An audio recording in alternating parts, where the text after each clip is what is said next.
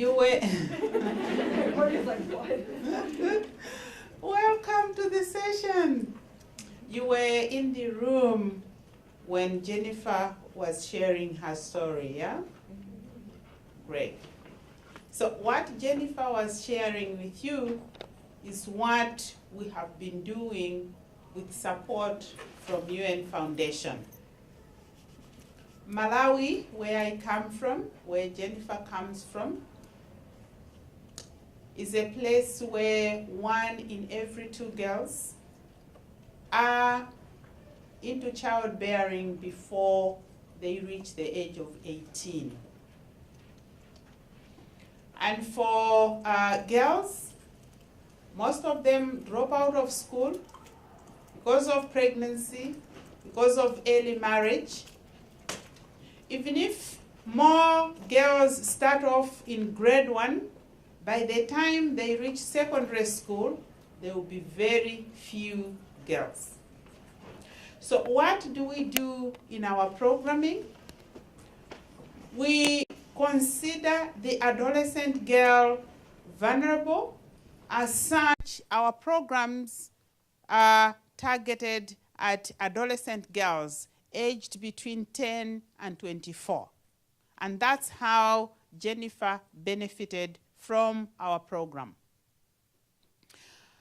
It is a joint program on adolescent girls, joint because there are 3 United Nations agencies that are working on the program.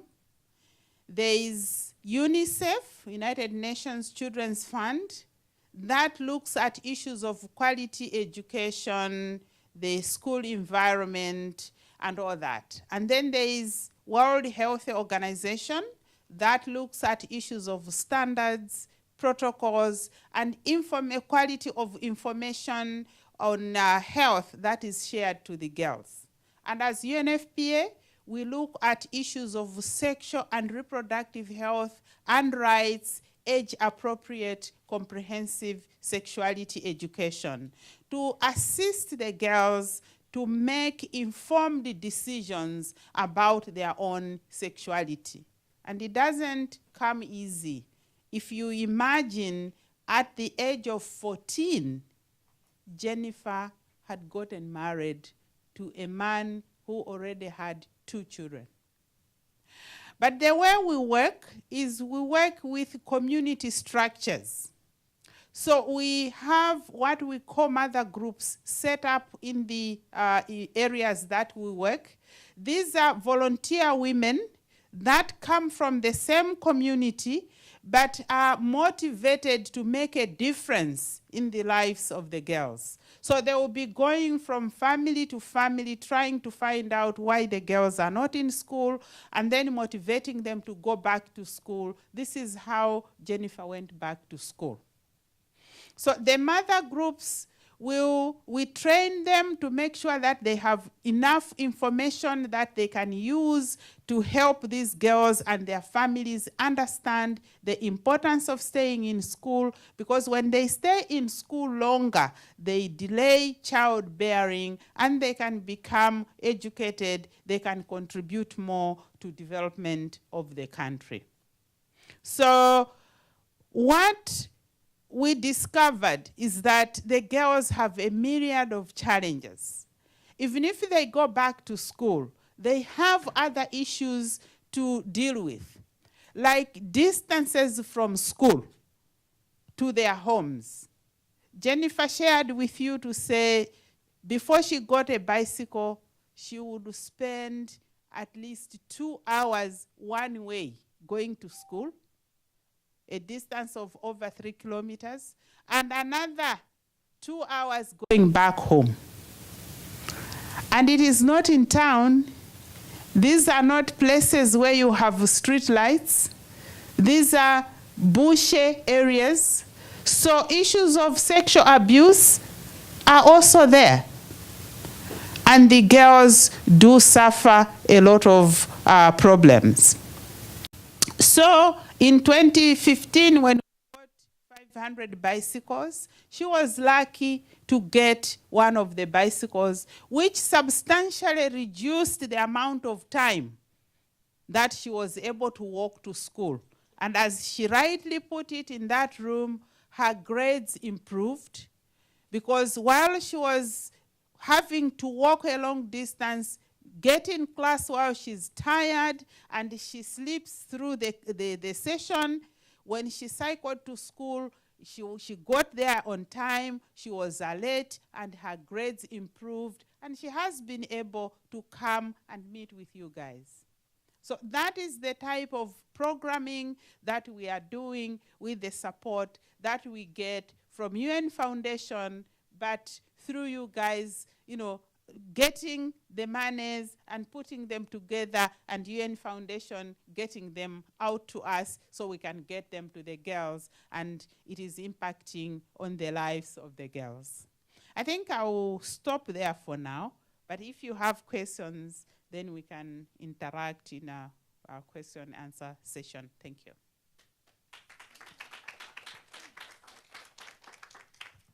Yeah, does anyone have questions for Dorothy right now? Or we can do that at the end too.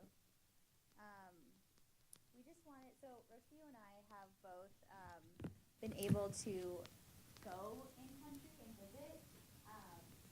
Rocío's been to Guatemala and Ethiopia, and I've been to Malawi, and so it's really awesome having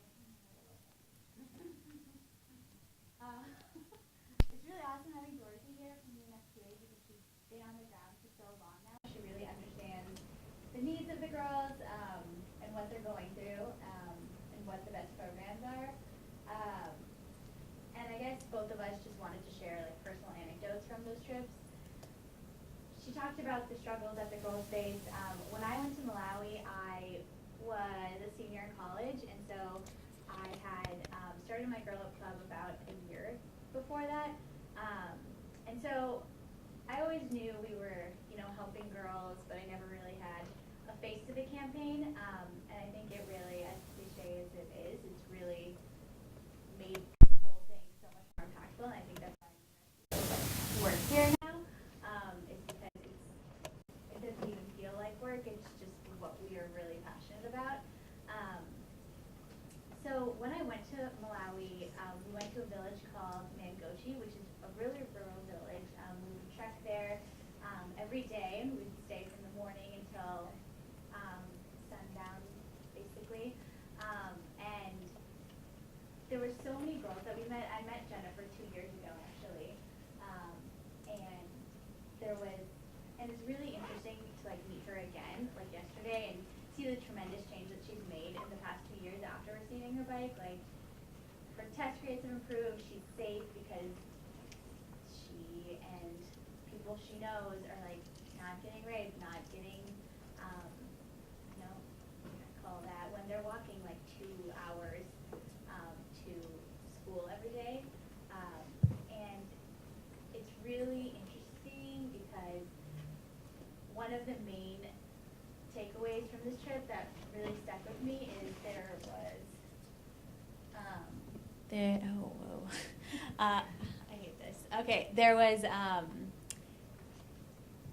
basically every night the girls either have a choice to go back home or they can stay and sleep on this cement building. Literally the schools are just a cement rooftop and just a slab of cement. People just sit crisscross applesauce on the floor. And so many of the girls would stay there after school and not go home because they felt like it was more safe to stay in school than to risk,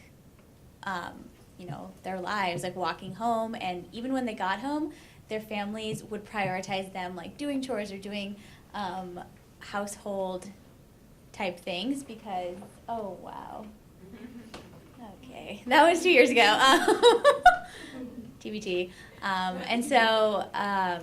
So girls were choosing to literally sleep on the cement of their schools instead of going home. And so the school that we went to is government funded.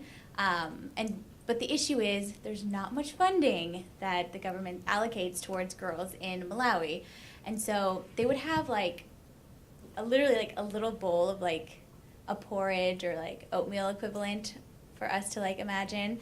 And I talked to one of the girls that I had met, and I was like, well, you're obviously like not eating much. Why don't you just like eat this yourself and not, why are you like sharing it with all of your like classmates? And then, so they call each other sisters. And so she was like, if one of my sisters is in pain, why would I not share with her? And I was just like, oh, okay, wow. So that has stayed with me like 2 years later. And it just makes it all come together in that like they're really in this together. Like all of them are so passionate about education and being able to have access to that. So yeah, School Cycle is definitely a very impactful program. Malawi was our first focus country that we did it. And it's cool to see the progress 2 years later with Jennifer. And Rocío, you want to talk about Guatemala and Ethiopia? Well, I guess since you're doing that. Okay, I'll talk about India now. So I didn't actually go and visit our programs in India, but for India, which is one of our focus countries, we mainly focus our attention on northern India in an area called Rajasthan, which has the highest cases of child marriage in India. And so what we focus on there is making sure we prevent child marriage and also making sure girls stay in school as well. So retention, and Rocío will talk about this in Guatemala and Ethiopia, but a common thread in all of our focus countries is safe spaces. And so when girls aren't getting married at 12 and 14, making sure that they have these communities where if, say, that their family ostracizes them because they didn't want to get married, they have the safe space to learn about their rights and learn about sexual and reproductive rights as well.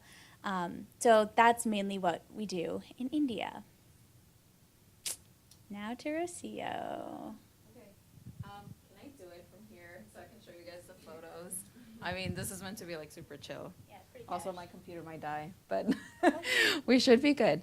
Okay, so I was telling those who came in a little earlier to check out our girlup.exposure.co website, because here's where you'll find all of the stories of the girls that we're talking about. So it's like, we're not making them up. I'll talk briefly about Guatemala, what we do there. We actually, one of our programs, it's a joint program, so bringing all the different UN agencies, so UNICEF, UN Women, UNFPA, to bring in this program that is well-rounded, that focuses on girls, but everything from health, education, knowing their rights, sexual reproductive rights, everything. But like Sunita was mentioning, we did launch the School Cycle campaign recently, Malawi being the first one, where bikes were distributed, and then in Guatemala, how many of you fundraised for School Cycle? Yeah. Or know about?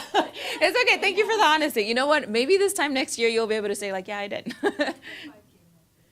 But it did help our programs in Guatemala, so you still made an impact. So yeah, if you ran the 5K or if you participated in that, then you helped girls in Guatemala stay in school, have access to go see a doctor,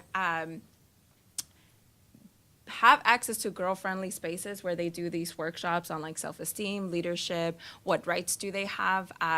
What's particular about Guatemala is that the girls live in rural indigenous communities. So what that means really is that English is obviously not their first language. Spanish is not their first language. In fact, they speak their local dialects there. And so when I met them, I was like, great, I can talk to them. I speak Spanish. And then I get there, I'm like, just kidding. It's the older girls that know Spanish because they go to school. And these are just some photos from our School Cycle campaign. But if you guys met Nihal, she's right here. She helped distribute some bicycles and traveled with us to Guatemala. But yeah, most of the girls there, you know, they're like your age, you know, they're in high school, they're in middle school, maybe they're 18 years old, but they're barely starting middle school. And that's because they had to travel long distances to just travel to go to school. You know, I don't know about you, but like I live 4 blocks from my high school. And now that I think about it, I'm like, I took this for granted a lot. And so these girls travel long distances. You could kind of see the road, you know, what they have to travel like. when Girl Up went to Guatemala earlier this year, we had to do, there was an activity where we were like, okay, like we should try to do what the girls do and travel that long distance, 5 kilometers, see what it's like. Kind of like step in her shoes type of thing. I kid you not, none of us could do it. It was just extremely hot. I was like, you have to travel long distances just to walk, just to go to school. Like, this is just way too much. You should not be worrying about this. You're a kid, you're a girl. It came to that point. But in Guatemala in particularly, we gave 250 bikes, which to me is like, it's great, but I know we can do more.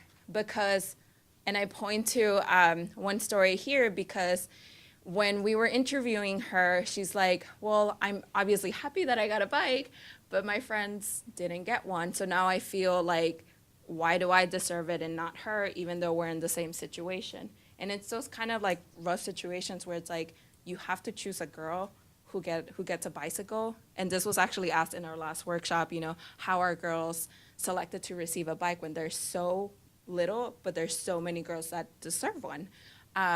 And it was mostly on girls who traveled the most distances, so more than 5 kilometers at times. Maybe it's a younger girl, because on the road from her village to school, you know, you don't know what you're going to encounter. You know, it's not like there's sidewalks. You don't see a sidewalk in any of these photos. They are literally traveling from the highlands to find their nearest school.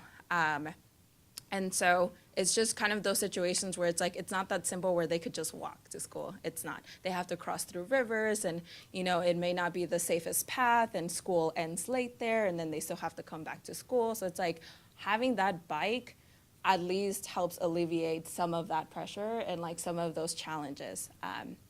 I'll point to this picture because it was one of my favorite. So we have 3 generations of Guatemalan girls and women here. And I think it was so impactful, and in that moment where I think I noticed like, wow, like Girl Up really is making that impact. Because here we have a great-grandmother who did not go to school, but she was like, I don't know Spanish, I don't know English, but I want to be interviewed because this is really cool. Like this has never happened in my community. And then here we have a mom and an aunt of these 2 sisters. She received the bicycle and she received the bicycle. And it was those moments where like the grandmother, the mom, the aunt were like, wow, like I didn't go to school, but at least my daughters will go to school. You know, at least like that cycle of poverty is like changing. And even when we asked fathers the same question, I don't know about you, but I was like, all dads need to be supportive of the girls here. And so I questioned them. I was like, why should dads be supporting girls in these rural villages? And they'll be like, well, because they need to, you know, find like a good job and be secured and be successful in life. And I was like, wow, that's so cool. I just thought that they were going to give like a different answer, you know, because we always say like, you know, girls are like less valued than boys, but at least in this community, like the dads knew like, yeah, she should be going to school. And that's because of the programs that are going on in this specific country with UNFPA, where they educate not only the girls, but the community members, the family members. So it's not just a one-dimension program. I'm gonna point these 2 sisters out as well, Damaris and Marlene. And then this is their dad. They're only a year apart. Like you could tell they're sisters. But again, because we had to be somewhat selective of who gets a bicycle because there were so many. So only the younger sister got a bike. And it was, Sophia, do you have my charger? You could come in. So one is 1 year younger, and then, thank you. This is very grassroots, guys. There's one right there on the floor, I think. Oh, the 3 one? Yeah. Yeah. Oh. Does Okay, this yeah, not- you can keep going. I'll do it. Okay. And so it was just kind of, for me, it was kind of like that awkward situation because I was interviewing them. I was like, oh, are you happy for your sister because she got a bike? And she goes, well, yeah, obviously. But like, you know, I also want to go to school. And I was just like, you know what, I'm gonna go back and I'm gonna tell the girls that we're gonna fundraise for more bicycles, we're going to work harder so that you can get a bike too. And the funny story is that, it's good, thank you. The funny story is that they knew how to ride bicycles already, but they never owned one.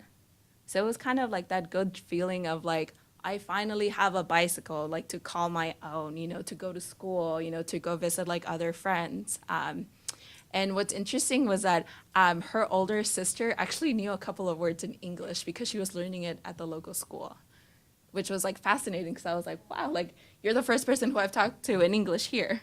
But again, Dad was very supportive. Unfortunately, we couldn't get the mom in this photo. Oh, that's Bailey. Y'all can ignore that. But so that's a little bit about the School Cycle campaign. But again, just go to our girlup.exposure.co website and you'll have access to all of the stories, all the girls who we met through School Cycle and things like that. The other country that I'll talk about briefly is Ethiopia. How many of you know where Ethiopia is on the map? Is it west, east? Who says east? Cool. Are we sure about that? Yeah. Okay, good. Because I asked that because in the last one, I feel like they didn't know like what countries we were talking about. And I was just like, maybe we should pull up a map, so it's fine. So in Ethiopia, and I'll talk briefly again about Uganda,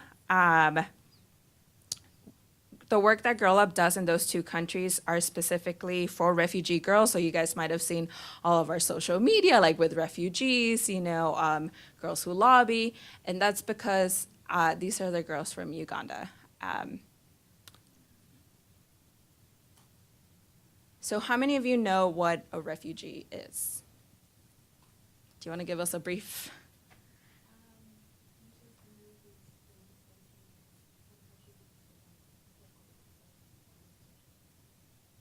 Exactly. I mean, that's the bottom line. So the girls that we work with in Uganda are refugee girls who are coming from South Sudan. And oftentimes when you're forced to flee, you know, your native country, like it's not like you have time to pack. It's not like you have time to tell like your entire family, long extended family, like, hey, I'm leaving right now. It's more about like what you do at that moment because there is chaos right outside your home. And a lot of the girls that our Girl Up staff met, including Beth, if you guys happen to talk to her, she's our digital communications person who went and documented these stories. This is just one example, but it's like, it's at that moment where it's like they literally have to flee, go through a certain country, you know, and once they enter Uganda, that's when they're registered, you know, make sure that they have proper documentation, that they're being counted. Just more stories so you guys can see. But what's so cool and just so amazing about the work that Girl Up and other UN agencies like UNHCR does in Uganda is that it's actually considered like the model refugee program for other countries to implement, because what that means is that even though they're not a citizen of that new country that they're coming in, they're still able to go to school like at the national school, they're still able to go to college, they're still able to work, which was very different from what I experienced when I went to Ethiopia and visited the refugees that were coming from Somalia. They had to stay in those refugee camps. They couldn't go out necessarily to like the local market and like buy or trade or do other things. If girls went to school, it was inside those refugee camps.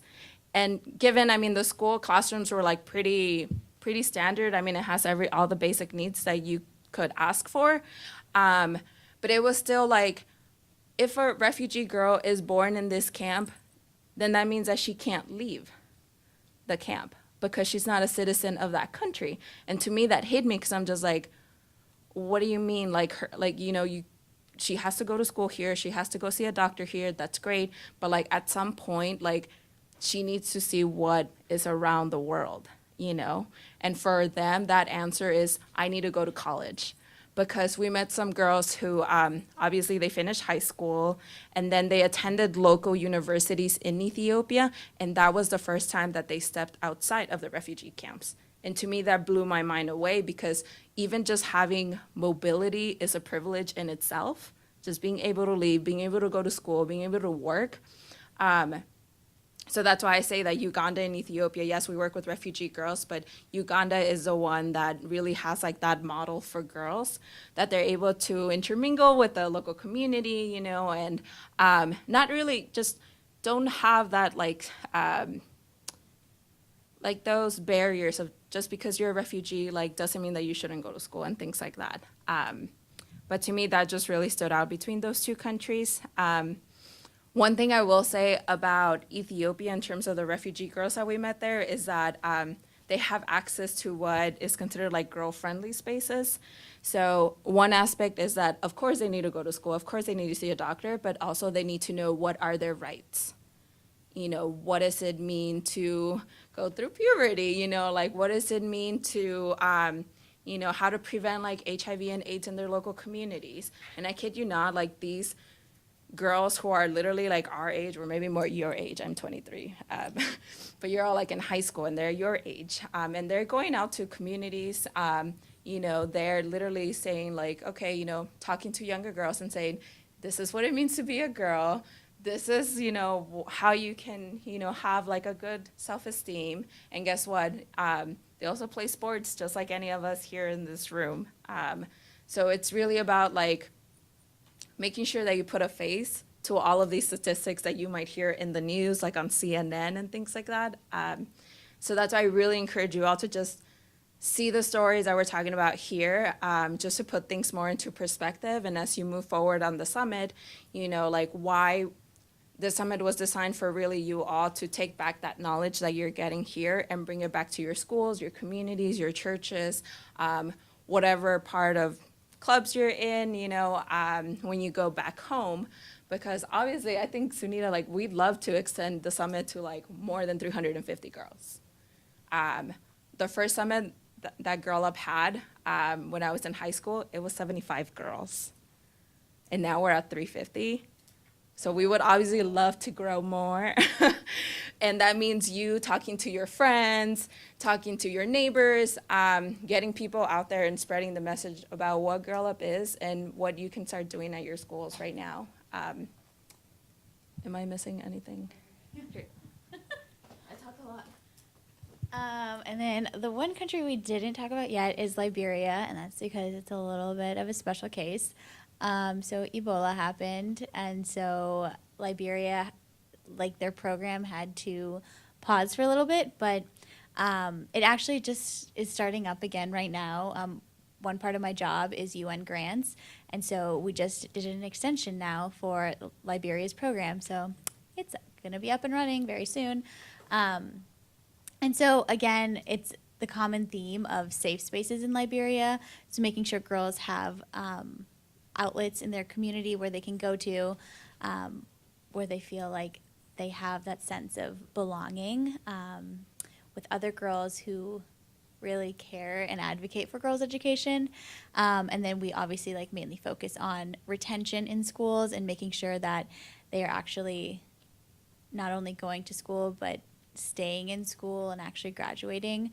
So yeah, exciting news that Liberia is up and coming, yeah. Yeah, Uganda. Yeah. So it's Ethiopia, Uganda, Liberia, Malawi, India. What am I missing? Oh, I said Guatemala in the beginning, no?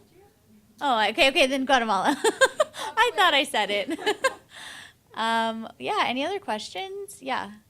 So I was at my table and I noticed that some of the girls had Girl Up programs at their school, but mine Yeah. doesn't. So how can I start it? Oh my God, I love it. Okay, so both me and Rocío started Girl Up clubs. Rocío was an OG Girl Up girl. She started like, weirdly, we were the same age. Just kidding. But yeah, Rocío started one of the first Girl Up clubs in general, and I started the first Girl Up campus club. So all you high schoolers, take it to campus because seriously, it's so impactful. So we have great resources in the community to start a Girl Up Club. And whenever you start a Girl Up Club, we also send you like a starter pack, which includes the club leader book. So, you know, I'm assuming you will start it, so you will be president. And so that really, like, when I received it, it really helped me kind of plan out Hey, how convenient. It really helped me plan out meetings and like what types of events to do.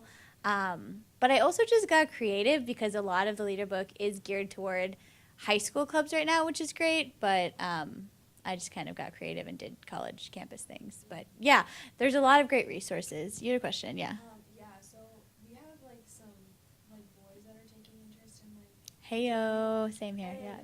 like there's some that you can't really tell if they actually care about. Or if it's like a, hey, I want to meet girls. Yeah, exactly. So yeah, so Oh my God, wow. Like, weeded out because one of the guys that joined was like he's like really disrespectful and stuff, but if Ew, we throw turn him out. He's the kind of guy who would be like, oh, like you're only turning me down because I'm a guy, like you're kicking me out because I'm a guy. First of all, if he's disrespecting you or the club, like, get out.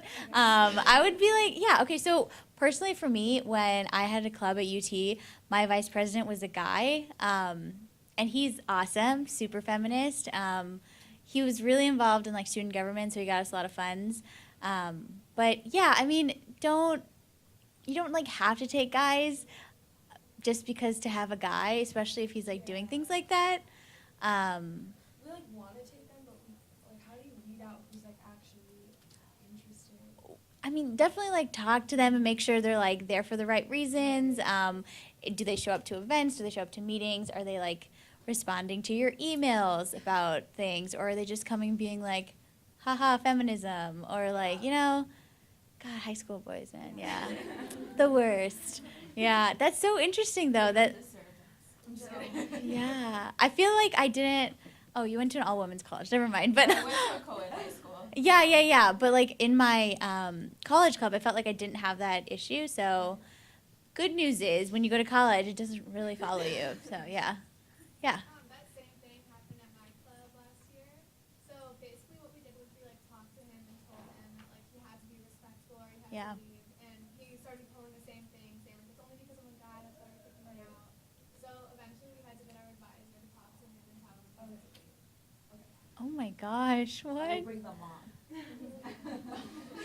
Oh yeah. Yeah, His mom like. the worst. Yeah. Go ahead. I'm a dual enrollment student, so I go to high school and college. Like, do you think I could do both? Yeah. Like yeah, I had that in my high school too, where you like do some classes in college, right? And then some in high school. Yeah, definitely. I mean, I think definitely utilize your time that when you are in high school or like when you have classes in your high school building, making sure you have a good like executive team to really help you like when you are in college classes, making sure that they are like laying the groundwork for the club really helps make the process a lot smoother. I know in my club, and I'm sure Rocío's too, like having a strong vice president, secretary, and like treasurer, and even a public relations person, like really, really helps make the club work. So yeah, you should totally do it. Also, by the way, where are you from? Maryland. Oh, cool. Okay, just wanted to know. I was also going to say, I think there's a workshop on how to. There is start a workshop, how to start a club. So, but now that you're inspired, Right? by all of this, you can Yeah, start a club. right? Cool. Any other, let's see what time. We have about 10 more minutes, or, okay, well, 7. General questions about any of the Anything, yeah. or Oh, there's a question here. Oh, this is more about the bills. Yeah. oh yeah, well, I said. So like last year we had an experience when we were lobbying. We had an experience with one of the senators, and he was like really. Yep. He was like really. That's the only boy in the room. Like. Yeah. Yeah, he was really disrespectful and stuff, and like I just don't. How should we like handle that? Because he started talking about like Muslims and stuff, and how like terrorism was the actual like problem, and like how like we shouldn't spend money educating girls when they're gonna get raped and killed anyway. By their own religion. He said Yeah, that, he said and that like to our face. yeah, he was like radical Islam is like a beehive. You're not just gonna like whack the beehive a couple times. You're gonna chop it down and like. And then he started blaming. So how do you deal? with it? So. How do you like deal with that? Because we didn't want to like I wanted to like say something about it, but I didn't want girl up's name to be like. No, you are entitled to your own opinions and thoughts. I think That's I definitely remember. insanity, first of all. I definitely remember that case. What to say. No, that's good. Good that you remember and then you bring it up, just like, hey, FYI, just kidding. Honestly, at that point, so two things. One, you are always entitled to your thoughts and opinions. You can't say, look, thank you for saying that, whatever, but I strongly disagree. And I think everyone here in this room disagrees. Like, that's the adult side of me saying, like, I strongly disagree. The girl side of me would have been like, you're not paying attention to what I just said 30 minutes ago. But also, one thing to know about your lobby day groups is that there's always going to be that adult person figure Yeah, like your team lead. who will Intervene. come Like, in yeah, the your team lead conversation should've so that you don't go intervened. through that. But I think it's like those experiences where it's like, wow, this is why you have to lobby. Yeah. Like, this is why you are here to talk about these things. But next time, like, if that happens, that's why you have, like, a staff member to come in and intervene and guide the conversation. Okay, does you have like a political agenda, like we were trying to explain, like it's bipartisan and stuff, but It is bipartisan, yeah. Yeah. but I just don't know what to say in that case, cause he's like assuming that all the refugees are like from the Middle East. No, there's refugees everywhere. Exactly, yeah. Yeah. Wow. You are obviously more educated. Yeah. So, I just don't know what to do, like I didn't wanna like cut him off if he like cut us off. I would have cut him off. Okay. You are entitled to cut him off. Okay. Yeah. Okay. Any other questions? How did you guys get the opportunity to go to like Malawi and Guatemala and all those different countries? So I went to Guatemala because I started working here, but also like it was just I also know Spanish, so it was kind of like who was available type of thing. When I went to Ethiopia, I was in college and I actually took like a whole week off before midterms, which I don't recommend. Honestly, I don't know how to answer that because I don't have the answers, or I don't want to give you the wrong one. I just remember getting like a last minute call type of thing. Obviously, lots of planning goes into it, but I think it's more about like It's like the partners that are there and when is a good timing. Can I say something? When we are working on the ground also, we would like to, Because it's about accountability and transparency, we get resources from you. It is just good that we get, the people that give us resources to come down to the ground and see what their resources are doing.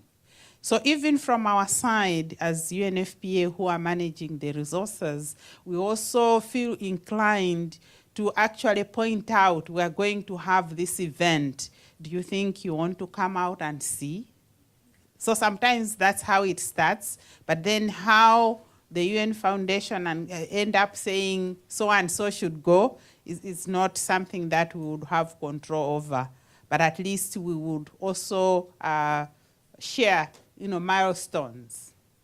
The bicycles are here. We will soon be distributing. Are you going to be available so you can go maybe to 1 or 2 communities just to make sure that they can come back and report to you as they are doing? Because I think this brings home the lived realities. At least if you are contributing to something, you are able to say, oh yeah, so maybe that's the bicycle I contributed to. Yeah, so, but how they sit in the office and decide who goes where, that's something that as UNFPA we may not have control over.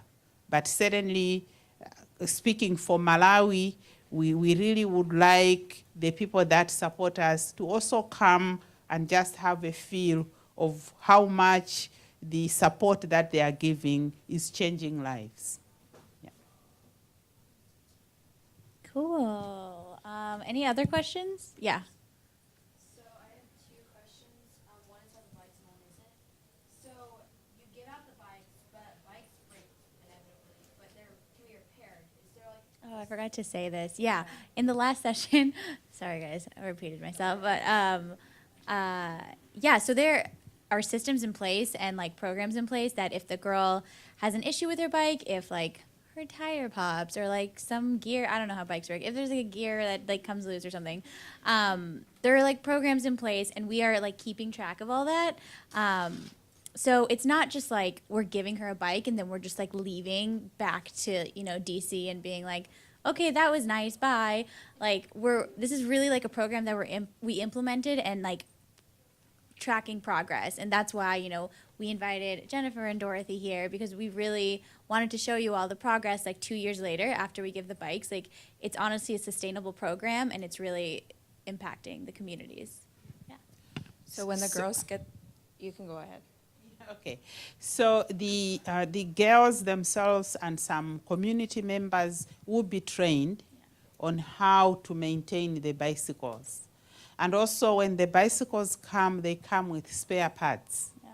Because we are familiar with bicycles, there are some spare parts that will break down. We will need replacing more frequently. So they get a starter pack, but because the communities are involved, they are also encouraged to make sure that they contribute towards making sure that the girls are still having their bicycles usable and they can use them to go to school. Yay! Other questions? Oh yeah. Okay. Cool. Well, it's 12:15. Lunch. Woo! Thanks, guys. Thanks.